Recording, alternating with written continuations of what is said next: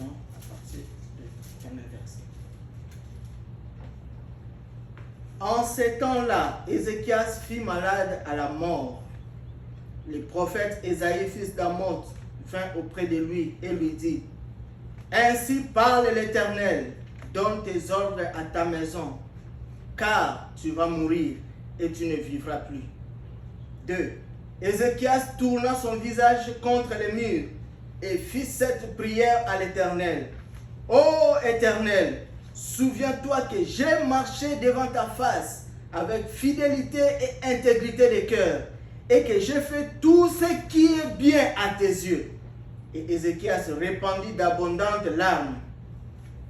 Puis la parole de l'Éternel fut adressée à Ésaïe, à ces mots: Va et dis à Ézéchias, ainsi parle l'Éternel, le Dieu de David, ton père. J'ai entendu ta prière, j'ai vu tes larmes. Voici, j'ajouterai à tes jours 15 années. Que Dieu ajoute des bénédictions à la lecture de sa parole. Seigneur, voici ton peuple, toi-même parle-lui. Seigneur, voici ton peuple, toi-même parle-lui. Seigneur, voici ton peuple, toi-même parle-lui. Oh Seigneur, voici ton peuple, toi-même parle-lui. Seigneur, voici ton peuple, toi-même bénis-le. Seigneur, voici ton peuple, toi-même bénis-le. Seigneur, voici ton peuple, toi-même bénis-le. Oh Seigneur, voici ton peuple, toi-même bénis-le. Seigneur, voici ton peuple, toi-même guéris-le. Seigneur, voici ton peuple, toi-même guéris-le. Seigneur, voici ton peuple, toi-même guéris-le. Seigneur, voici ton peuple, toi-même guéris-le. Amen. Seigneur. Ces petits cantiques étaient notre prière ce matin. Que Dieu puisse accorder à chacun selon son désir, conformément à sa volonté. Nous parlons de ce sujet. Dieu est le juste juge. Dieu est le juste juge. Les hommes ont toujours tendance à dire: Dieu est bon frère, Dieu est miséricordieux bon frère, Dieu est fidèle frère. Tout ça c'est bien, c'est vrai. Dieu est bon parce que la Bible le dit que Dieu est bon. Dieu est fidèle, c'est vrai, parce que la Bible dit Dieu est fidèle. Mais il ne faut pas oublier, Dieu est aussi le juste. Voyez-vous, Dieu est bon, Dieu est miséricordieux, Dieu est aussi juste. Dans le chapitre que nous venons de lire, en Ésaïe chapitre 38, quand nous pouvons les relire, l'Écriture le dit: à ce temps-là, Ézéchias fut malade à la mort. Le prophète Ésaïe, fils d'Amoz, vint auprès de lui et lui dit: ainsi parle l'Éternel, donne tes ordres à ta maison, car tu vas mourir et tu ne vivras pas. Aujourd'hui, les gens aiment, quand ils sont dans les difficultés, il faut qu'on puisse les entourer et qu'on puisse les consoler. Ce qui est normal. Quand on est malade, on doit les entourer, on doit les consoler avec les versets bibliques qui vont dans le sens de guérison. Ce n'est pas mal, c'est bien. Mais ici, c'était Dieu qui a envoyé son prophète pour aller dire à Ézéchias: Ézéchias, tu mourras. Et c'était par un ainsi dit le Seigneur. Voyez-vous, c'était par un ainsi dit le Seigneur. Ce n'est pas qu'Ésaïe s'est levé lui-même et il est allé dans la maison d'Ézéchias pour lui dire: tu vas mourir. La maladie que tu as là, tu ne vas pas te lever, tu vas mourir. Non, parce que vous savez frère, Dans l'Ancien Testament, Dieu parlait par les prophètes. Dans l'Ancien Testament. Et dans le Nouveau Testament, la Bible dit, Dieu, après nous avoir parlé de plusieurs manières, alléluia, et de plusieurs reprises, aujourd'hui, Dieu nous parle au moyen du Fils. Et le Fils, c'est la parole de Dieu. Mais à ce moment-là, lorsque vous voyez un prophète débarquer dans votre maison, cela signifie qu'il y a quelque chose qui ne va pas.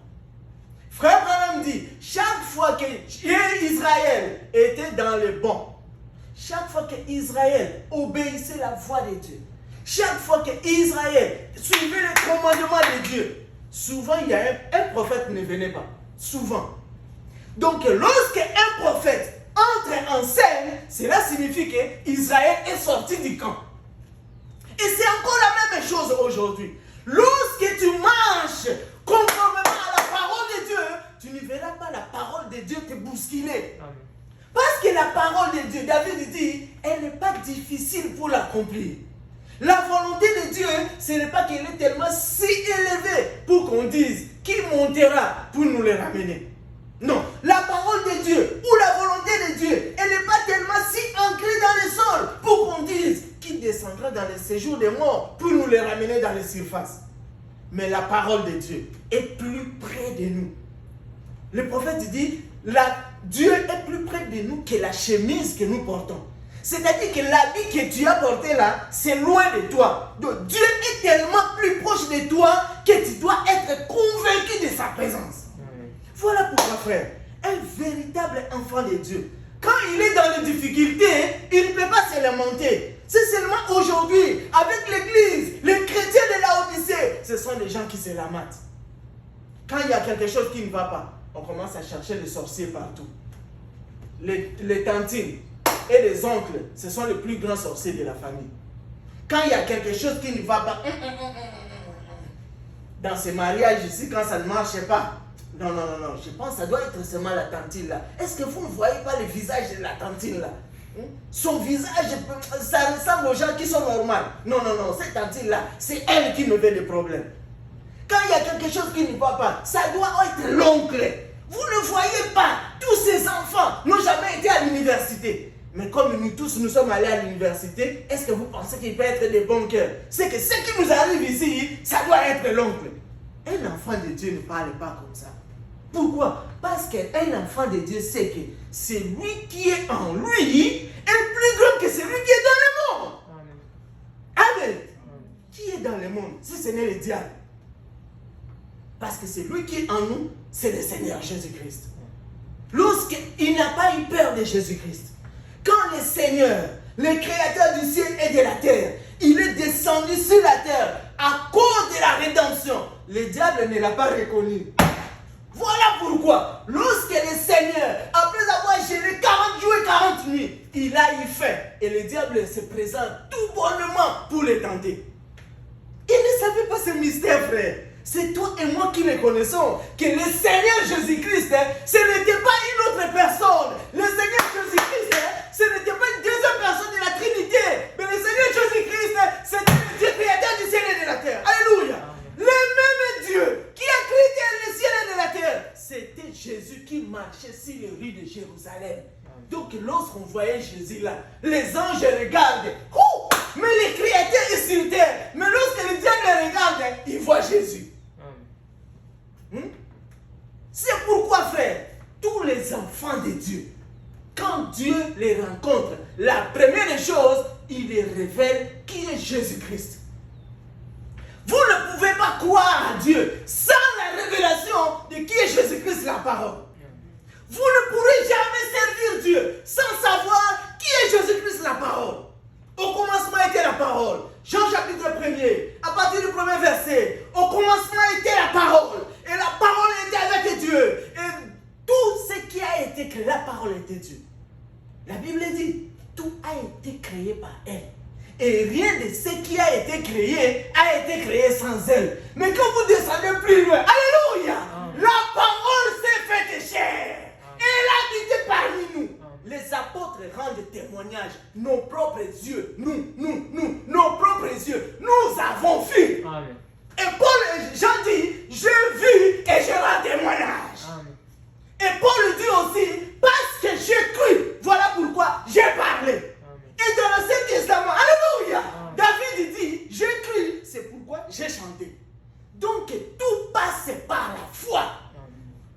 ce qu'est la foi, il faut que ça vienne par la révélation. Vous voyez? Mais Ézéchias connaissait tout ça. Ézéchias était le fils de David, de la descendance de David. Il connaissait tout ça. La Bible rend témoignage. Ézéchias avait marché avec intégrité de cœur. La Bible rend témoignage. Ézéchias était juste. Ah frère, laisse ces histoires-là. Laisse ces histoires-là. Est-ce que la terre là, il y a encore des gens justes?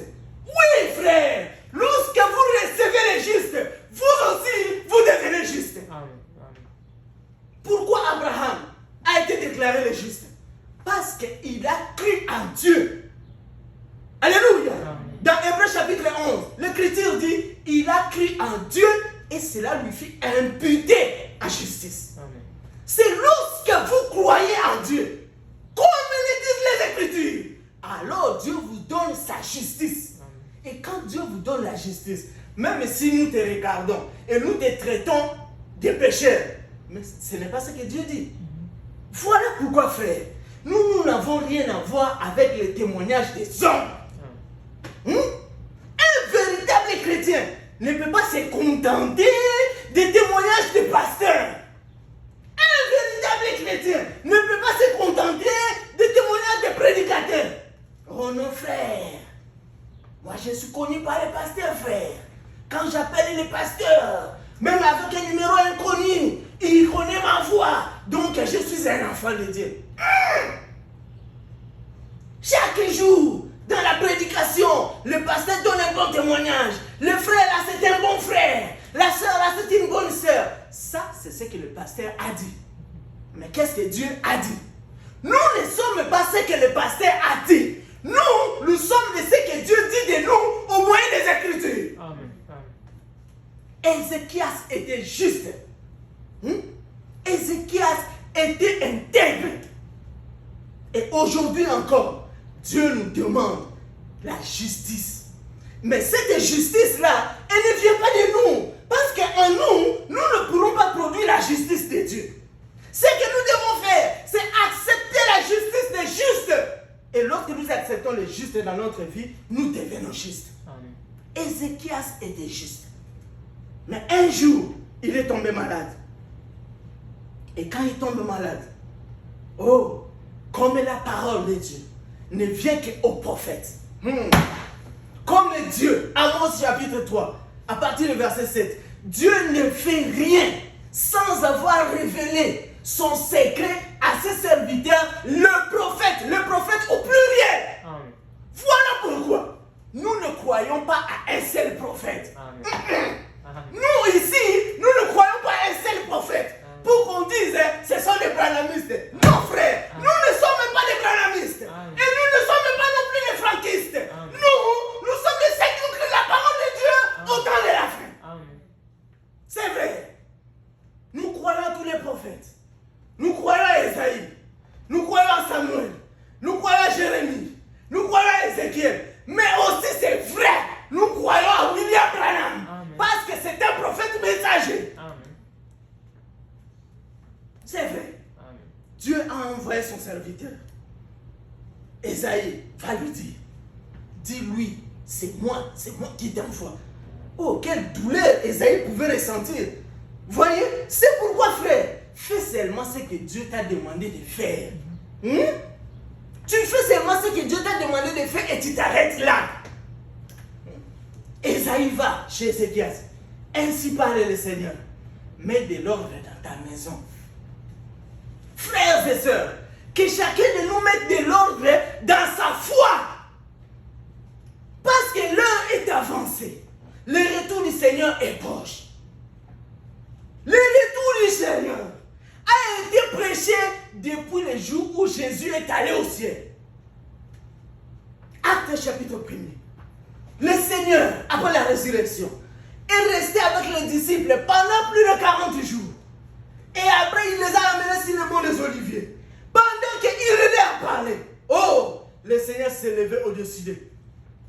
Il regardait ça comme un spectacle. Il regardait comme ça. Le Seigneur commençait à monter. La tête commençait à baisser. Jusqu'à ce que les vieux pierres ne voient plus rien. Il commence à faire ça. Oh, le Seigneur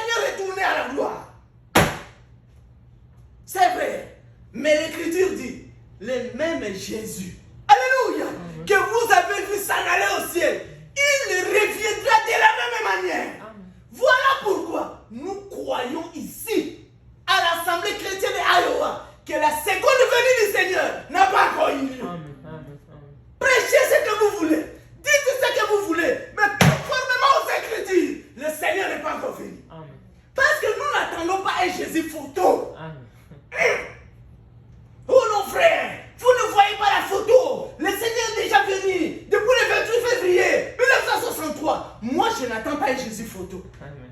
Quand il mourit à la croix pour mon péché, il n'était pas une photo. Amen.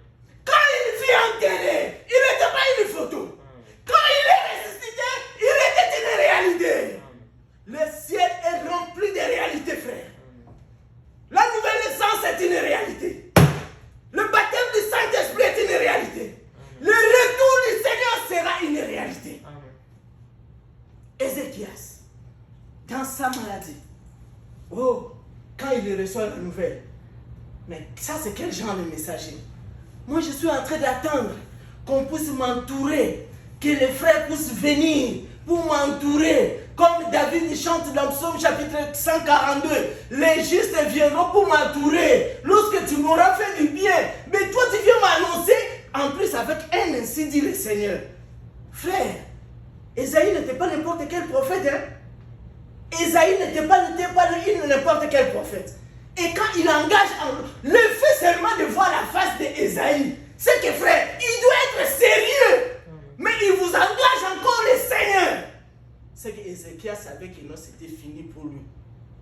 Mais, dans sa souffrance, alléluia, dans sa souffrance, il invoqua le nom du Seigneur. Voilà pourquoi le Seigneur lui a fait grâce. La même histoire, ici dans Ésaïe chapitre 38, cela n'est pas bien dit. Retournez dans 2 Rois pour voir comment est-ce que ça s'est passé. Dans 2 Rois, vous allez voir. 2 Rois chapitre 20, à partir du verset 1er jusqu'au 6e. Vous allez voir cette histoire-là. Mais nous n'allons pas lire tout. Nous prendrons à partir du verset 4 pour voir ce qui s'est passé avec Ésaïe.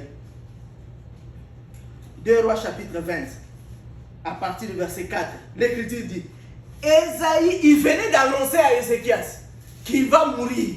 Il ne va pas se relever de sa maladie. Maintenant, quand il sort, le verset 4 dit, Ésaïe qui était sorti n'était pas encore dans la cour du milieu lorsque la parole de l'Éternel lui fut adressée en ces termes. Retourne, alléluia. Le pleur d'Ézéchias a changé la situation. Bien-aimés frères et sœurs, tu dois remplir ta bouche des arguments. Je crie au Seigneur, frère. Je fais ceci, frère. Je fais 10 ans le message, frère. 25 ans, frère. Dieu n'a pas besoin de ces 10 ans, 25 ans. Dieu a besoin de la vie de la parole de Dieu. Et il dit, Ésaïe qui était sorti n'était pas encore dans la cour du milieu lorsque la parole de l'Éternel lui fit adresser en ces mots. Retourne et dis à Ézéchias, chef de mon peuple, ainsi parle l'Éternel, le Dieu de David ton père. J'ai entendu ta prière, je vis tes larmes. Vous voyez? Donc Ézéchias a rappelé seulement à Dieu tous les sacrifices consentis. Bien-aimés frères et sœurs, vous devez faire un sacrifice. Vous devez faire un sacrifice. Je ne parle pas des œuvres par rapport à la foi, mais je parle de la vie chrétienne. Bien-aimés frères et sœurs, la vie chrétienne est une vie faite de sacrifices. Que vous ne le vouliez ou pas, la vie chrétienne est une vie entièrement faite de sacrifices. Quel est ce chrétien qui ne peut pas se sacrifier pour la cause de la parole de Dieu? Tous les prophètes ont livré leur vie en spectacle pour la cause de la parole de Dieu. Tous les prophètes sont morts à cause de la parole de Dieu. La vie chrétienne est une vie faite des sacrifices. Et sans sacrifice, vous ne pourrez obtenir quelque chose de bon. Oh non frère, ce que vous dites là c'est contraire à la parole frère. La Bible dit, le juste vivra par la foi. Mais oui, justement, le juste vivra par la foi. Mais la foi sans œuvre est une foi morte. Voyez frère, la vie chrétienne est une vie faite de sacrifices. Vous devez vous sacrifier. Surtout que nous vivons dans un pays où la situation est trop dure. Oh, le diable est malin frère. Il vous donne le travail facilement. Il vous permet d'avoir tout ce que vous voulez facilement. Ce que vous avez gêné, prié, sans avoir en Afrique, ici il vous donne gratuitement. Maintenant, il vous coince pour que vous n'ayez pas le temps d'aller prier. Vous voyez? chrétien doit discerner. C'est pourquoi, un jour, je l'ai dit à Brazzaville, si vous êtes chrétien et que vous avez un travail qui vous empêche d'aller servir Dieu, ce n'est pas Dieu qui vous a donné ce travail. Comment est-ce que Dieu, qui sait que vous êtes son enfant, et en tant qu'enfant de Dieu, vous ne devez pas vivre de pain seulement. Vous mangez les shawarma tous les jours, les pizzas tous les jours, les fungwa tous les jours, les riz tous les jours, sans la parole de Dieu. Quelle honte! Les chrétiens ne vivent pas de pain seulement, mais ils vivent aussi de toute la parole qui sort de la bouche de Dieu. Voilà pourquoi les apôtres avaient compris cela. Et les premiers disciples avaient compris ça aussi. La Bible dit, ils étaient tous les jours. Ici, nous ne prions pas tous les jours. Et c'est compliqué. Si on n'insiste pas, les frères ne viennent pas. Si on n'insiste pas, les sœurs ne viennent pas. Ah frère, mon cher, c'est compliqué. On a la volonté. Ce n'est pas que nous n'avons pas la volonté. On a la volonté. Mais toi-même, tu connais le système des États-Unis. Le système des États-Unis, ce n'est pas un système biblique. Le système des États-Unis, c'est un système païen. Voilà pourquoi un enfant de Dieu ne peut pas suivre le système du monde. Voyez-vous, frère. Oh mon frère, il a neigé. Toi, tu ne vois pas qu'il a neigé. Et les routes sont impraticables. Justement, mais quand il faut aller travailler avec ces routes impraticables, on sort quand même. Mais quand c'est pour venir écouter Dieu, on commence à donner des justificatifs. Non, frère, il y a quelque chose qui ne va pas. Je vous avais promis, je lirai ça. Je lirai ça. Frère Branham m'a parlé de quelque chose comme ça. Il dit, lorsque vous ne faites pas un sacrifice, même pour venir à la réunion, si vous ne faites pas un sacrifice, vous n'obtiendrez jamais quelque chose de bon. Jamais. Dans cette réunion-là. C'est-à-dire, vous allez venir à l'église, vous allez chanter comme tout le monde, vous allez sortir sans rien retirer. Vous venez, vous jouez aux instruments, vous rentrez, vous êtes fatigué, mais en réalité, vous n'avez rien trouvé. Pourquoi? Parce que vous n'avez pas fait un sacrifice. Frère Branham dit, vous devez faire un sacrifice. Et un sacrifice, frère, quand vous avez 100 chemises, et que vous prenez une chemise, vous donnez à quelqu'un, ce n'est pas un sacrifice. Ce n'est pas un sacrifice. Vous en avez assez. Vous avez donné un seul. Vous êtes resté avec assez. La preuve en est qu'il y a d'autres chemises qui sont là, vous n'avez jamais porté. Ce n'est pas un sacrifice. Mais attendez que vous n'ayez seulement une seule chemise. Et que vous trouvez quelqu'un qui est devant vous, qui a besoin vraiment d'une chemise plus que vous-même. Et quand vous lui donnez, vous sentez votre cœur dans la douleur. C'est ça le sacrifice. Frère Branham dit, ça doit être quelque chose qui vous fait mal. Lisons ça, pour que vous ne puissiez pas dire. Vous aimez Frère Branham, non? Ah, on va lire ça. Dans cette prédication, l'Église et sa condition. Nous ne sommes pas des branhamistes, mais nous lisons le prophète, parce que c'est un serviteur que Dieu a utilisé dans notre temps pour nous ramener dans la parole de Dieu. Donc pour ceux qui vont nous suivre sur Internet partout dans le monde, nous lisons les prophètes, comme nous lisons aussi Frère Franck, comme nous lisons Paul, comme nous lisons Jérémie, comme nous lisons tout le monde, c'est de la parole de Dieu. Amen. Église et sa condition, prêché en 1956. Il dit, la page 2, vers la fin du 5e paragraphe, il dit, ça fait environ 4 ou 5 ans que je suis allé au Canada. Et j'ai des amis vraiment fidèles là-bas. Ce sont de très braves gens. Ils sont donc très fidèles pour aller à l'église. Peu importe combien il fait froid, ils s'enveloppent dans une couverture et installés sur un traîneau tiré par un cheval. Ils parcourent 30 miles, c'est-à-dire 50 km, pour aller à l'église.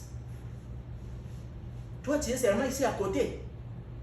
D'autres sont ici même, là où l'assemblée est. Mais c'est compliqué. Hein? Frère Branham nous donne un conseil. Nous devons être présents 30 minutes avant le culte. Mais nous, on va venir 1 minute avant le culte. Comme lorsque nous étions encore à l'école. Souvent, ce sont les élèves qui habitent à côté de l'école qui viennent souvent en retard. Mais ceux qui sont éloignés, ils vont se poumonner arriver avant.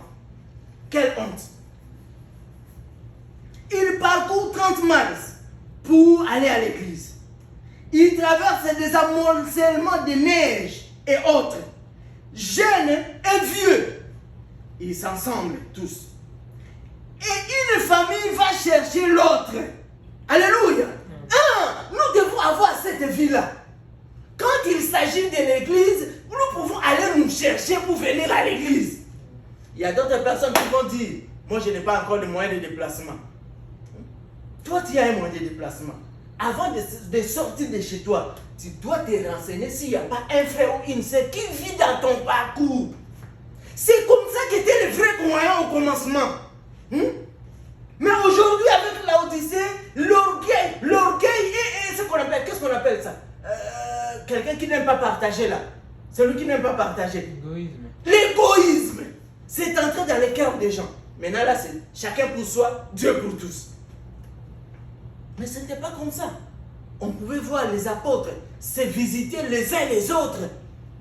S'il n'y a pas moyen de visiter les uns les autres, aujourd'hui nous avons des téléphones. Vous pouvez appeler, frère, que Dieu vous bénisse. Comment est-ce que vous avez passé la nuit? C'était juste pour savoir si vous êtes bien réveillés.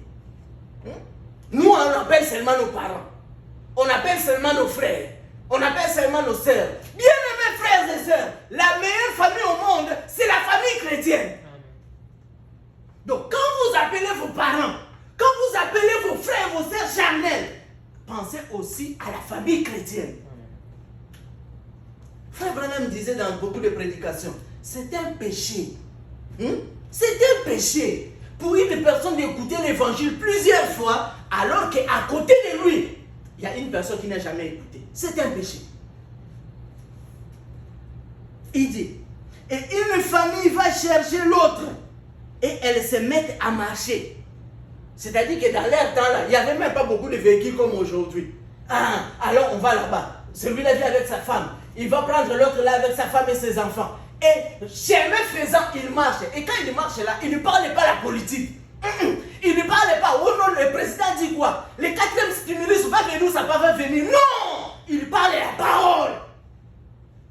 Quand vous êtes à 2 ou à 3, qu'est-ce que vous parlez? De quoi parlez-vous? On parle seulement l'argent. On parle seulement l'argent. Frère, l'argent. Tout est tourné de l'argent. Les gens ont perdu même l'amour de Dieu pour l'argent. Quelle honte! Des gens qui étaient des bons chrétiens. Les gens qui avaient la voix rauque à cause des jeûnes et des prières. Mais quand ils sont arrivés ici, ils ont abandonné Dieu. Et Dieu s'est plaint.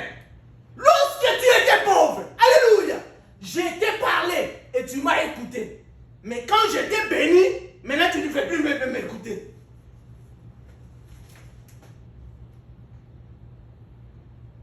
Et une famille va chercher l'autre. Et elles se mettent à marcher. Et elles partent. C'est le sacrifice qu'il consent qui fait qu'il retire beaucoup de la réunion. Vous voyez? Quand il n'y a pas de sacrifice, on ne retire pas grand-chose de la réunion. Il faut vraiment vous y mettre et faire quelque chose qui fait très mal. Moi, j'avais dit que ça fait mal. Mais le prophète dit que ça doit faire très mal. Voir, mettre de côté certaines choses. Frère, toi tu es entouré de beaucoup de choses. Tu es entouré de beaucoup de choses. Voilà pourquoi tu es devenu très lourd. Sœur, tu es devenu très lourd. Parce que tu es entouré de beaucoup de choses. Chaque jour, cuisine. Chaque jour, la maison est devenue. Aujourd'hui c'est Coco. Demain là c'est le Fumwa. L'autre là c'est le Pondou. L'autre là Madessou. Jamais on sent l'odeur du Saint-Esprit. Quelle honte! En Afrique tu gênais. En Afrique tu priais. Mais aujourd'hui là, impossible de prier. Tout le monde est devenu gastritique. Quand on voit les gens prier, frère Tika, on a la gastrite. Quelle honte! Et Que les autres te disent, frère, ne parlez pas comme ça, frère. Nous sommes sauvés par la grâce. Jésus a déjà gêné pour nous. Jésus avait gêné. Lui, Dieu. Mais il gêne. Maintenant, toi, un homme. Mais c'est Jésus-là qui avait gêné déjà. Il a dit, gênez et priez. Nous, on mange tous les jours. De lundi à dimanche. De janvier à décembre. On mange tous les jours. Quelle honte. Frère Branham dit, ça doit être quelque chose qui fait très mal. Voir mettre de côté certaines choses et arrêter le travail. Arrêter le travail, là, cela ne signifie pas que non, tu abandonnes le travail, tu remets les balles, tu ne travailles plus. Non. C'est-à-dire, frère Branham, ce qui veut dire l'esprit ici, c'est que quand c'est l'heure de la prière, tu abandonnes le travail, tu vas pour prier. Ah, frère, si là, l'argent, c'est petit, frère. Parfois, on fait même des overtime pour augmenter, mais quand il faut encore arrêter, là, c'est compliqué. Mais c'est ce qui prouve que non, l'amour de Dieu dans ton cœur a baissé. Parce que quand toi, dans ta tête, la première chose quand tu sors du lit, c'est seulement l'argent. La dernière des choses à laquelle tu penses avant de dormir, c'est l'argent. Mais cela signifie que non, tu penses de moins en moins à Dieu. Un enfant de Dieu, la première préoccupation, c'est Dieu et sa parole. Dieu et sa parole. Le reste, c'est après. Voilà pourquoi le Seigneur pouvait dire, si vous avez à manger et que vous avez les vêtements, cela vous suffit. Il y a des gens qui ont servi Dieu et qui continuent à servir Dieu dans la plus grande pauvreté. Mais ils servent Dieu.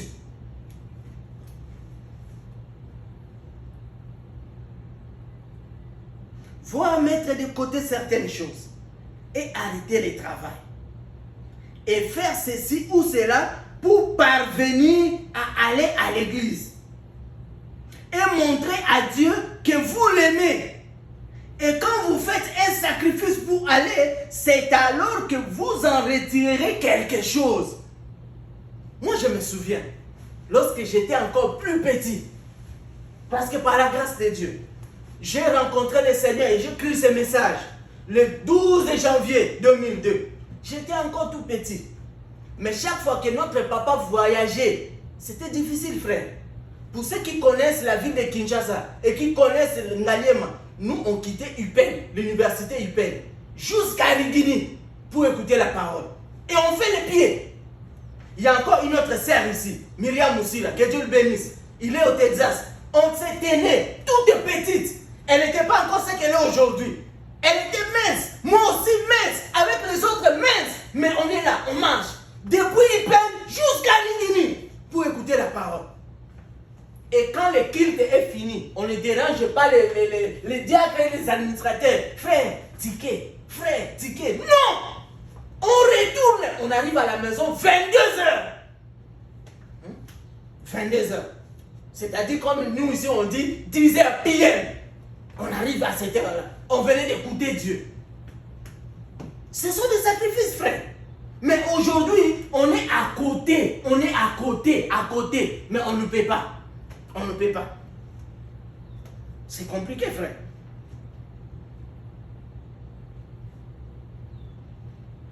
Paragraphe 8, il dit, il en est de même du salut. C'est un sacrifice complet. C'est un sacrifice que vous devez faire tous les jours. Quelque chose que vous devez faire pour vous approcher de Dieu. Et je sais que c'est un sacrifice pour vous tous ce matin que d'être assis dans cette salle surchauffée. Ah, ça tombe bien. Nous aussi, ce n'est pas la nuit. Nous aussi, c'est le matin. Mais c'est aussi, ça chauffe. Voilà comment je transpire. C'est un sacrifice. Donc, vous seriez resté au lit en train de dormir. Mais le fait que vous vous êtes levé, je vois comment est-ce que les gens se battent pour se lever. Ah, tu ne peux pas, mais tu te lèves quand même. Tu pars, tu te lèves, tu mets tes habits, tu viens t'asseoir pour écouter la parole. C'est un sacrifice.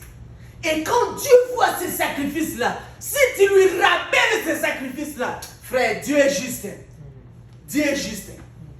S'il a été juste avec Ézéchias, il sera juste avec toi. Prenons Genèse chapitre 12. À partir du premier verset. Genèse chapitre 12. Là, nous allons voir Abraham. On termine d'ici peu. Genèse chapitre 12. L'Éternel dit à Abraham, va-t'en de ton pays, de la patrie et de la maison de ton père, dans le pays que je montrerai, et je ferai de toi une grande nation. Je te bénirai, je rendrai ton nom grand, et tu seras une source de bénédiction. Je bénirai ceux qui te béniront, et je maudirai ceux qui te maudiront. Et toutes les familles de la terre seront bénies en toi. Aujourd'hui, nous disons qu'Abraham, c'est le père de tous les croyants, le père de la foi. Ce n'était pas avant qu'il ait cru, c'était après. C'est-à-dire que si Abraham n'avait pas cru, lorsque Dieu lui a appelé et lui a commandé, frère, ce n'est pas facile. Hein? Ce n'est pas facile. Dieu vient, il te dit, sors de ta famille, la famille que tu connais bien là. Parce que dans le langage humain, on dit que mieux n'est jamais mieux chez soi, non? Ah, mais là, maintenant, Dieu dit que sors de ta famille. Pas seulement de la famille, de ton patrie. C'est-à-dire que tu vas dans un endroit où tu ne connais même pas. C'est lui seul qui connaît, il dit que je te montrerai. Toi sors seulement, il va. Quel sacrifice. Mais quand Abraham a obéi, la Bible dit qu'Abraham ayant cru, cela lui a été imputé de justice. Et aujourd'hui, la Bible les rend témoignage.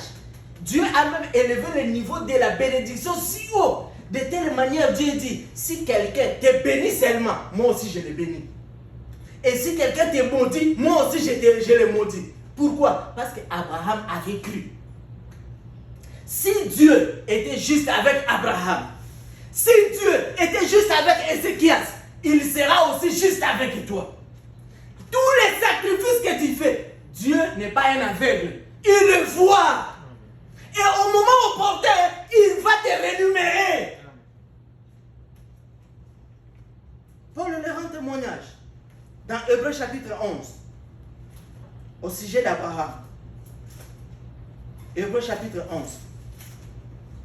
Paul dit, à partir du verset 8, c'est par la foi qu'Abraham, lors de sa vocation, obéit et partit pour un lieu qu'il devrait recevoir en héritage.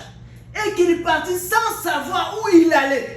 C'est par la foi qu'il fait s'établir dans la terre promise comme dans une terre étrangère, habitant sous les tentes, ainsi qu'Isaac. Et Jacob, le co-héritier de la même promesse. Car ils attendaient la cité qui a de solides fondements, celle dont Dieu est l'architecte et le constructeur. C'est par la foi que Sarah elle-même, malgré son âge avancé, fut rendue capable. C'est vrai, frère. C'est Dieu qui nous rend capables. Nous ne pouvons rien faire. Déjà, le Seigneur avait dit, sans moi, vous ne pouvez rien faire. Voilà pourquoi, en tant que de vrais chrétiens, nous avons besoin de la grâce de Dieu. C'est lui qui nous rend capables. C'est-à-dire, ce que les chrétiens doivent faire, c'est quoi? Montrer à Dieu ce que vous êtes par rapport à sa parole. Seigneur, ta parole dit ceci, mais voilà ce que moi je suis. Vraiment de tout cœur, j'ai envie d'être comme la parole dit, mais seulement, je ne peux pas. Et quand tu dis je ne peux pas, ce n'est pas que tu es en train de faire des calculs. Réellement, quand Dieu sonde ton cœur, quand Dieu sonde la pensée de ton cœur, il voit que vraiment cet enfant, il aime la parole, mais seulement, il est incapable de le pratiquer. Et comme Dieu est tout suffisant, alléluia, quand Dieu voit ses cœurs, il vient, il te rend capable. Il avait rendu capable Sarah. Elle-même, malgré son âge avancé, fut rendue capable d'avoir une postérité. Parce qu'elle est crue à la fidélité de celui qui avait fait la promesse. Dieu est fidèle. Voilà pourquoi la Bible dit, tenez bon frère. Quant à la promesse de Dieu, tenez bon. Celui qui a fait la promesse est fidèle.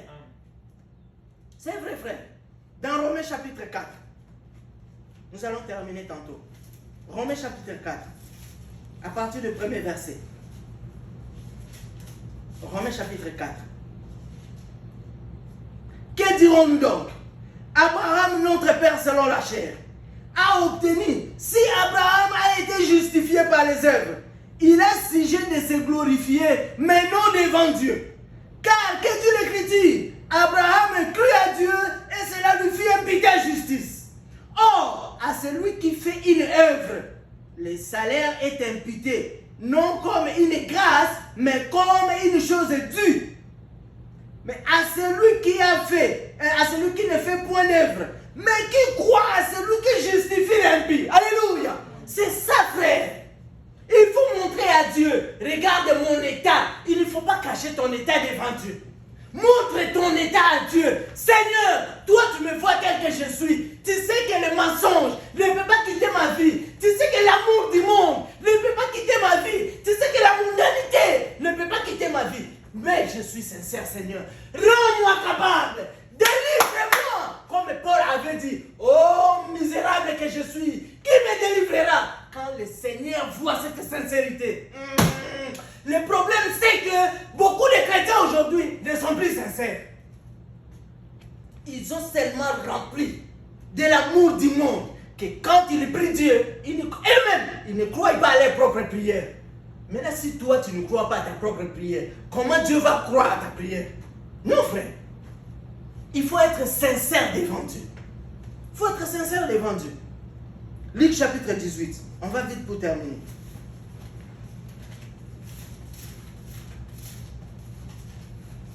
La Bible, c'est notre pays, frère. C'est notre pays. Il ne faut pas vous ennuyer quand on lit ça. Luc chapitre 28. Chapitre 18, à partir du verset 28. Pierre dit alors, nous avons tout quitté et nous t'avons suivi. Et Jésus leur répondit, je vous le dis en vérité, il n'est personne qui ayant quitté à cause du royaume de Dieu, sa maison, ou sa femme, ou ses frères, ou ses parents, ou ses enfants, ne reçoivent beaucoup plus dans ces siècles ici, et dans les siècles à venir, la vie éternelle. C'est vrai, frère. Oh non, frère, l'essentiel, nous avons déjà la vie éternelle. Dieu n'a pas dit ça. La vie éternelle, nous l'avons en Jésus-Christ. Mais pour avoir pris à la parole, Dieu nous bénit aujourd'hui. C'est vrai, frère. Nous prêchons tout l'évangile. C'est ce que la Bible appelle la pleine évangile. L'évangile de Dieu n'a pas seulement le salut. L'évangile de Dieu a aussi la bénédiction. Celui qui obéit à Dieu, Dieu le bénit. C'est vrai, frère. 1 Corinthiens chapitre 15. Ce que vous faites, frère, dans le royaume de Dieu, ce que vous faites, sœur, dans le royaume de Dieu, Dieu se souviendra toujours. Et Dieu bénira toujours. Dieu ne reste pas avec la dette de quelqu'un.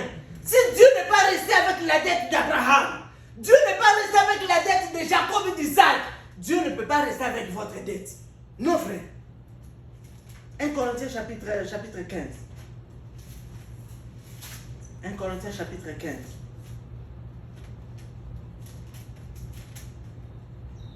À partir du verset...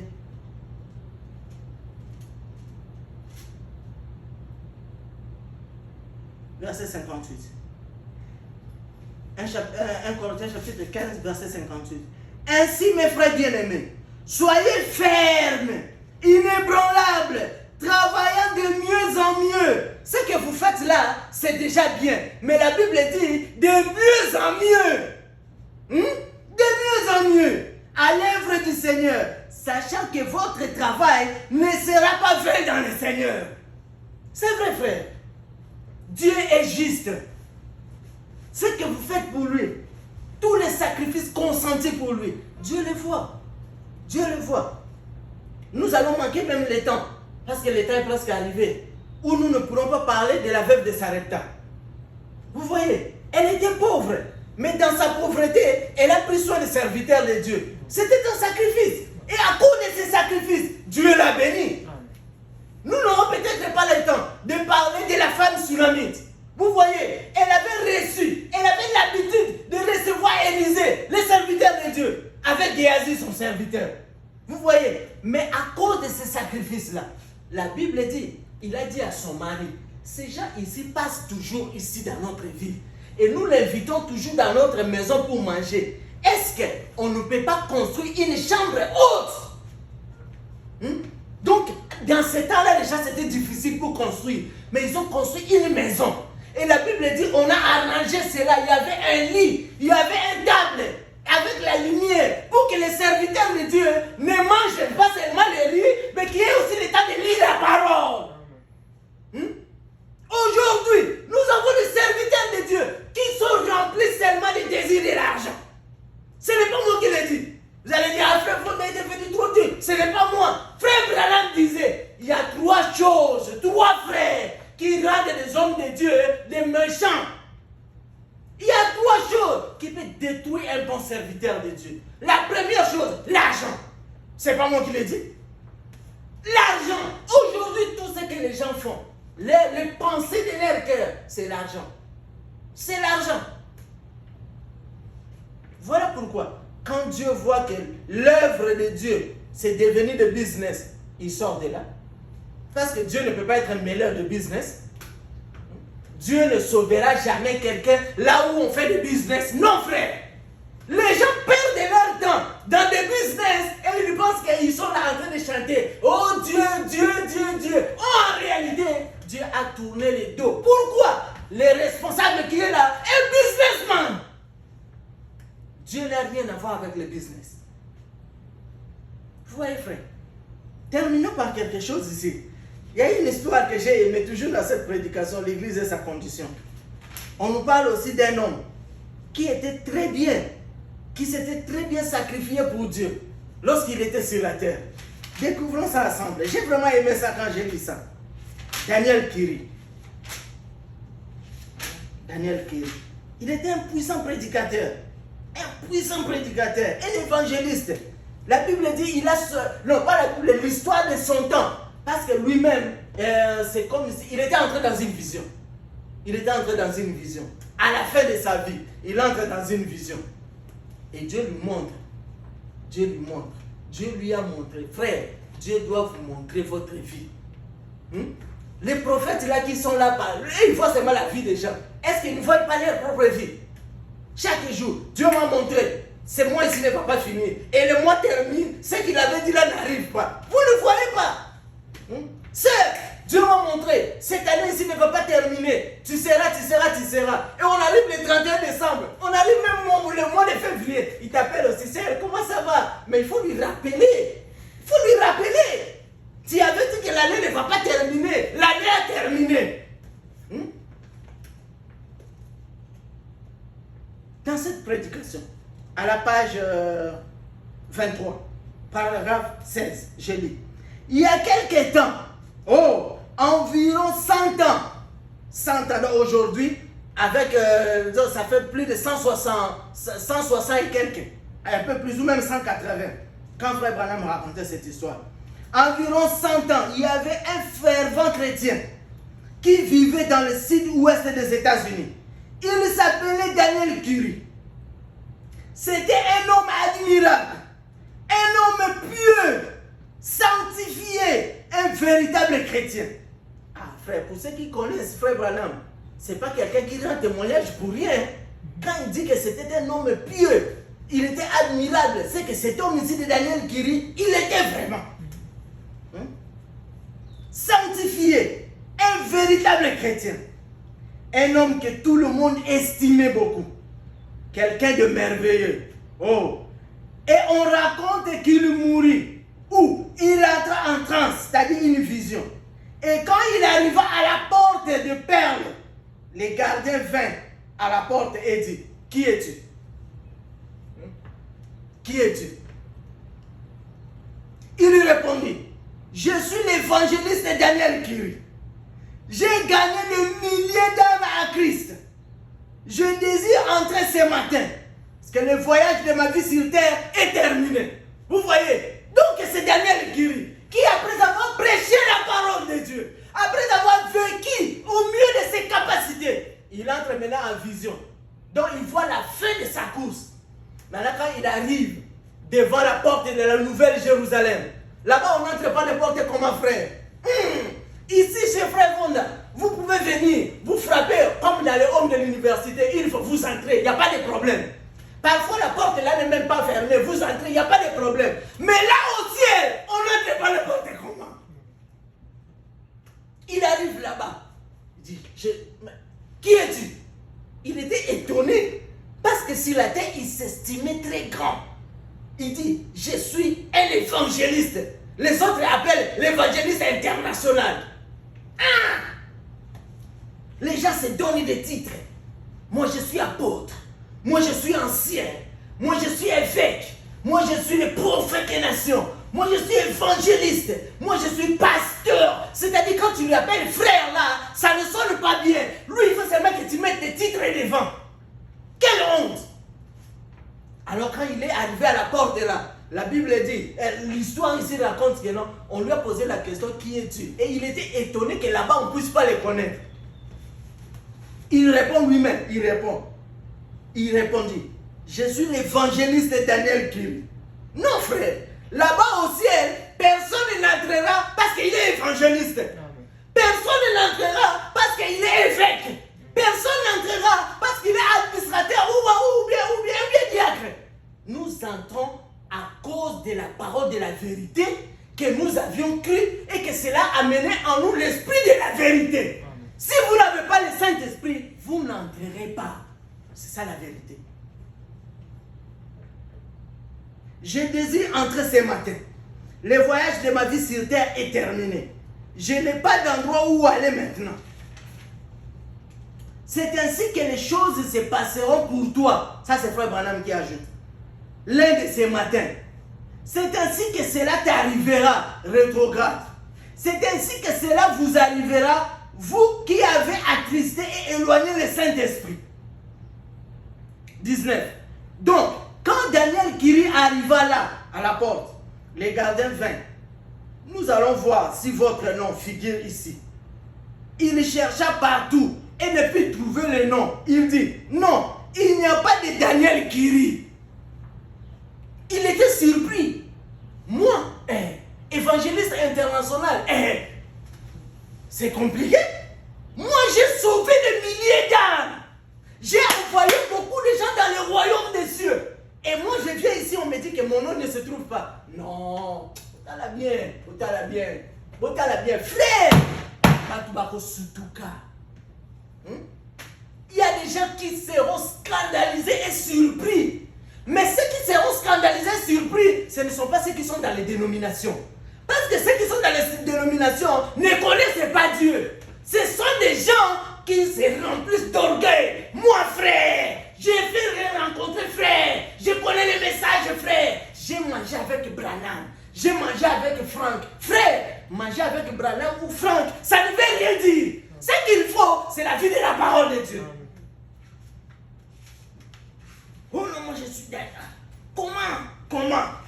L'évangéliste international, mon nom ne se trouve pas. Là, je lui dis, je vois, il y a un Daniel ici. Ils sont dans mais voilà, je t'avais dit qu'il y en a. Mais le problème, c'est Daniel qui était à Babylone. Daniel Kiri, c'est le Daniel qui était dans la fosse au lion. Ici, il n'y a pas de Daniel Kiri. Ah! L'évangéliste devient juste. Il a dit, sur ma route,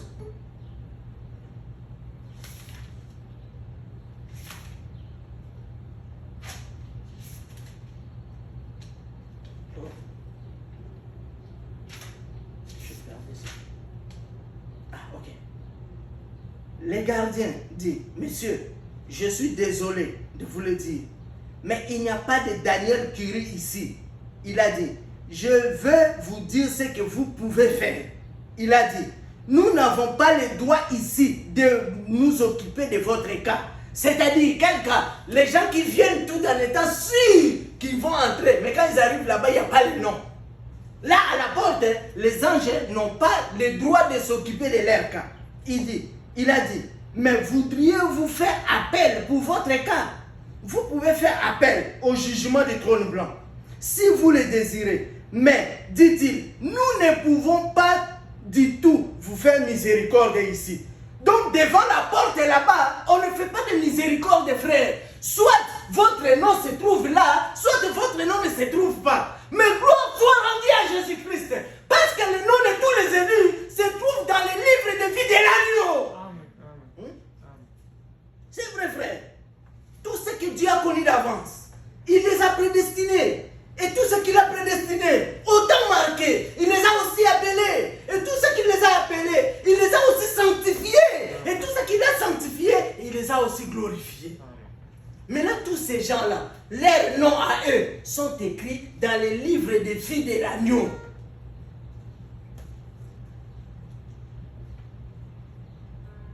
Alors il dit, voudriez-vous faire appel pour votre cas? Daniel Kiri, l'évangéliste, dit. Il dit, monsieur, que puis-je faire d'autre que de faire appel pour mon cas? Le gardien a répondu, eh bien, alors, vous pouvez aller au jugement du trône blanc et faire appel là pour votre cas. Daniel Kiri dit qu'il s'est senti voyager à travers l'espace pendant environ 1 heure. Il dit qu'il arriva à un endroit où cela devenait de plus en plus clair. Plus clair, plus clair, plus clair. Il dit que plus il avançait, plus clair ça devenait.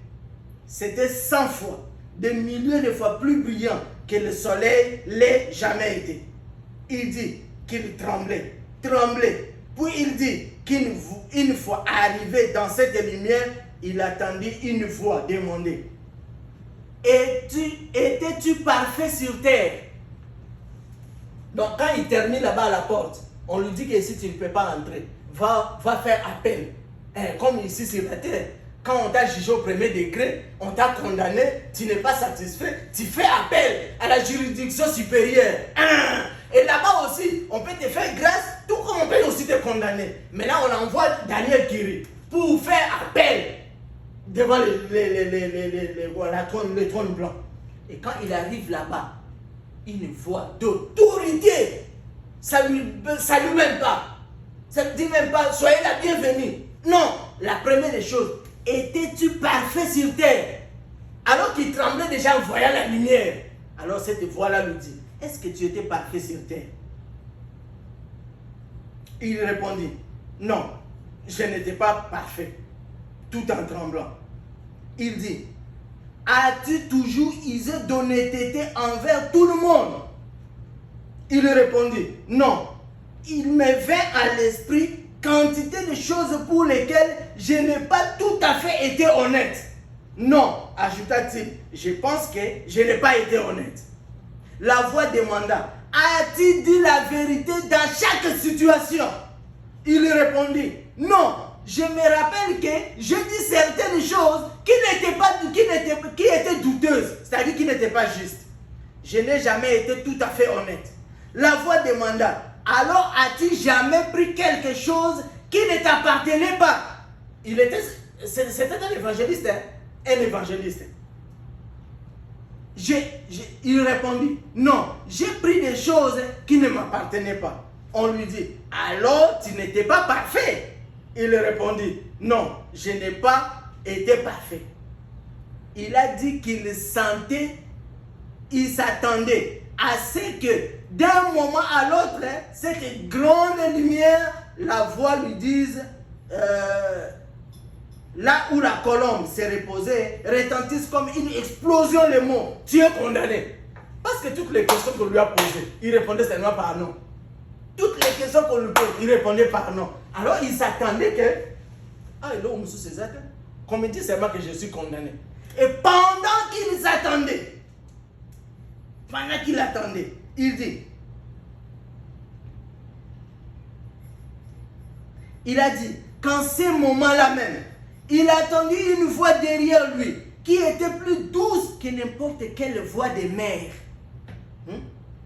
Cette voix-là était tellement douce que n'importe quelle voix de mère. Et qu'il n'a jamais entendu. Il a dit qu'il se retourna pour voir le plus beau visage qui n'ait jamais existé. Plus doux que n'importe quel visage de mère s'est trouvé devant lui. Et il a dit, pendant qu'il était là tout tremblant, il regarde comme ça Jésus-Christ. L'agneau de Dieu qui ôte les péchés du monde. et Jésus-Christ. Voilà pourquoi la Bible dit, entre Dieu et l'homme, il y a un seul médiateur, Jésus-Christ est homme. Quand l'Esprit l'avait quitté à Gethsemane, il était resté 100% homme. Voilà pourquoi il pouvait crier, Père, pourquoi m'as-tu abandonné? Dieu l'avait abandonné parce qu'il avait pris le péché de nous tous. Il était devenu lui-même péché. C'est dans 1 Corinthiens chapitre 5.